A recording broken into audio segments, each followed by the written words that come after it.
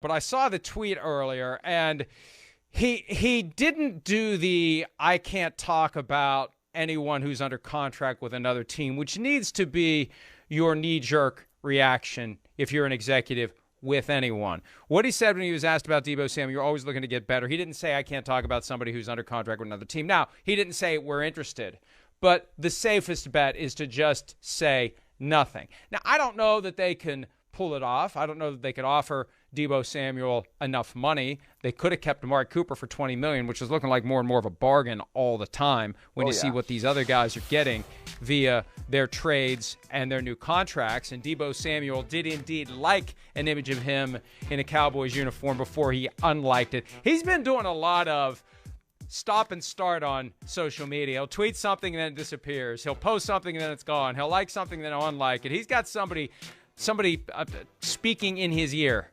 Stop it, stop it, stop it.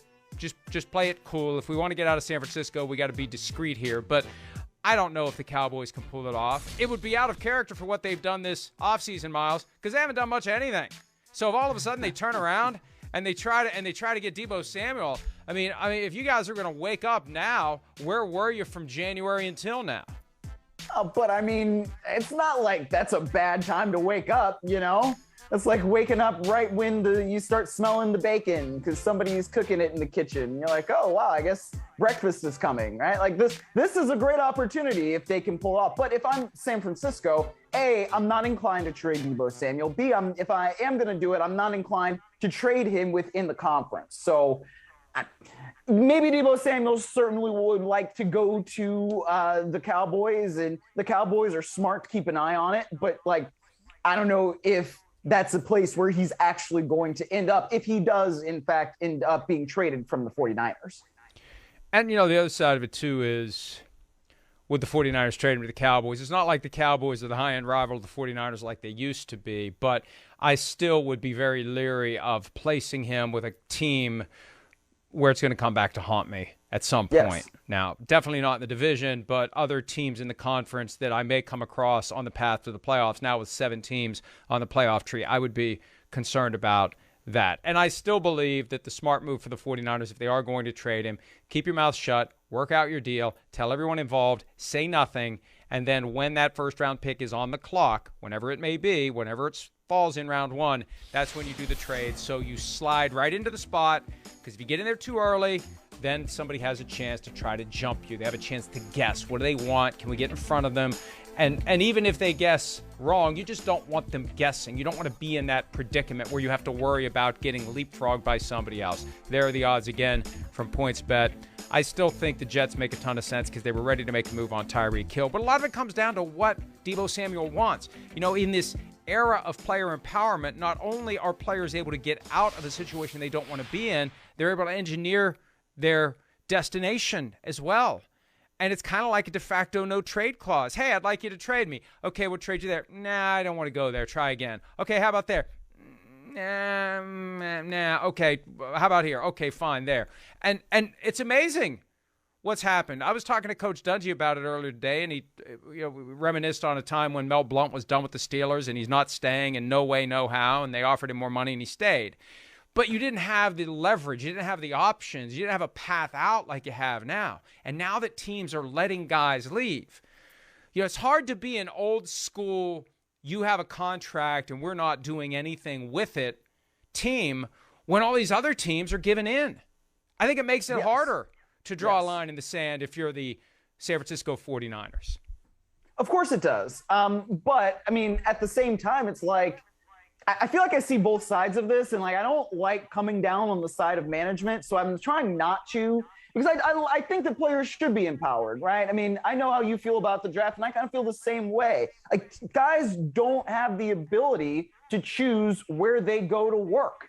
They have the ability to choose where they go to school, where they play in college, but then they get drafted into this league and they have no say in it. I get to say where I work, who I get to work with, whether or not I get to be with people I like and whatnot. Somehow you ended up here. Yeah, exactly. But I like it here. I have a good time at work, Mike. I think this is a fun show to do. I enjoy it. I think that there's all kinds of stuff like that. So the fact that they don't, and then when they get to be in a position where they can say, yeah, I want some control over my life, I think that's good. But at the same time, if I'm the 49ers and like the system is the way the system is, and I've drafted this guy who I think is great and I'm not inclined to trade, it's like, well, wait a minute, I don't want to do that. I don't need to give in to what you're saying, so I don't really want to. And if I'm the 49ers, of course I don't want to give in to a trade demand when I've got Trey Lance coming up, and I'm still not really sure exactly what he's going to be. Giving away your best offensive weapon for draft assets does not make you better. So that's where this is like, man, I don't really know what the solution is, but I hope that there is one that's amicable for all sides. First of all, as the owner of the PFT platform, I get a little nervous at the idea that I've hired an anti-management agitator, although I'm an anti-management agitator too. What do you mean? I probably shouldn't be that way. I'm a business owner. I should be. Now, when I get my super yacht, maybe I'll change my tune. Okay.